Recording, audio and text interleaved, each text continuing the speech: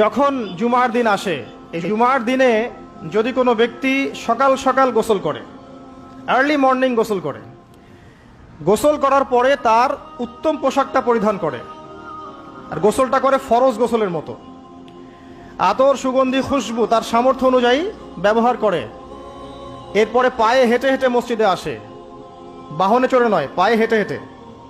যদি আপনি অনেক দূরে থাকেন সেটা আলাদা কথা।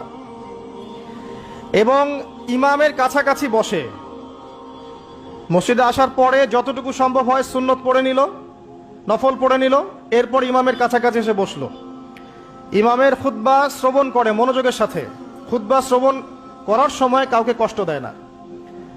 কাউকে কষ্ট দেয় না মানে হচ্ছে যে কেউ কথা বললে তাকে এতটুকু বলে না যে তুমি চুপ করো, কোনো কষ্ট দেয় না। ইমামের খুতবা শ্রবণ করে, নামাজ পড়ে ইমামের সাথে। এই ব্যক্তির আমল নামায় নবী সাল্লাল্লাহু আলাইহি ওয়াসাল্লাম বলছেন যে প্রত্যেক পদক্ষেপের বিনিময়ে 1 বছরের নফল নামাজ আর 1 বছরের নফল রোজার নেকি লেখা হয়।